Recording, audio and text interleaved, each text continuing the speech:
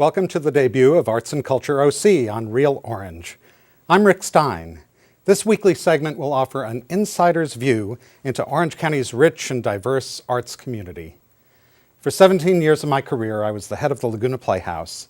So it's my pleasure to welcome my friend Michael Butler, who has directed an innovative new production of Around the World in 80 Days at the Playhouse. Welcome, Michael. Thank you, Rick. It's great to see you again. Great to see you as well. We met 5 years ago when we were both directing at San Jose Rep. Yes, you did a wonderful production of Tuesdays with Maury. And likewise, the Winchester Mystery. Yes, that's right.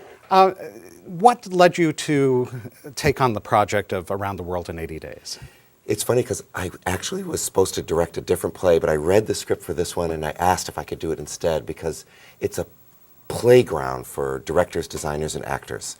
All those locations, all those modes of transport.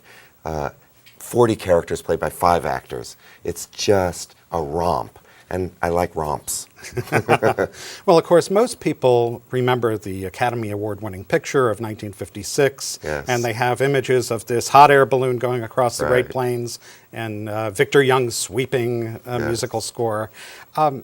Did you rely at all on the film to give you any ideas, or did you work against it?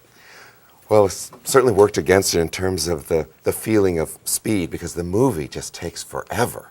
And the play is fleet and fast, and you have to zip. Plus, there's no balloon in the play, as the playwright loves to point out, because in the book, there's no balloon ride. Just about everything else, elephants, a lot of trains, boats.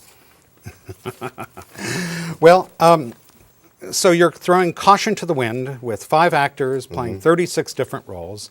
We have a little clip we'll take a look at.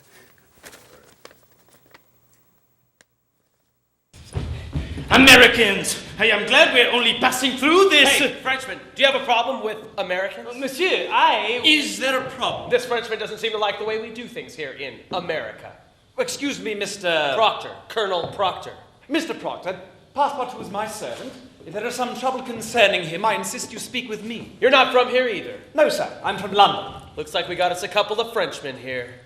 We are backing up. Oh, oui! Oh, monsieur, I really think it would be... Well, Michael, that is a very exciting scene.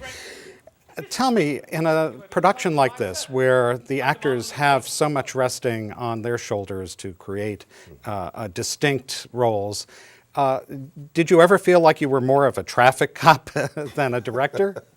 A bit. Sometimes I joke and say the play is 2 hours of transitions.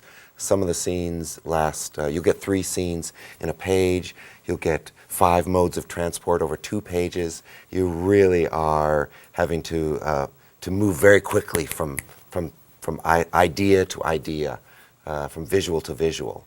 So it's busy. It zips. Now, do you feel that this particular innovation to stage it in this way alters the story? I don't think so. I always look for some sort of world that represents the idea of the creator. In this case, Jules Verne, the great Victorian father of sci-fi, and the kind of movies that were done in the 1960s of his movies, of his books, and then this whole steampunk idea, this sort of retro-futurism. So what we put on stage there with those sort of Captain Nemo Nautilus ribs and the revolve, the numbers, it's really taking the idea of time and distance, literally and figuratively, and then just having fun with it the way, I sometimes think of the play as like a sort of an obstacle course designed by slightly insane, very mischievous clowns. And we're on it, running. Well, we always talk about these classics being timeless, and we thank you so much for bringing a production like this to life, bringing it back to us. I think it speaks a lot to our world today, our worldview. And thank you so much for being on the show with us, Michael. My pleasure. Thank you, Rick. Great to see you. Great to see you, too.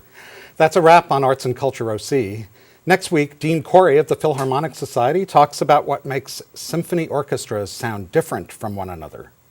For more information on a multitude of arts and culture events happening in the OC, go to sparkoc.com.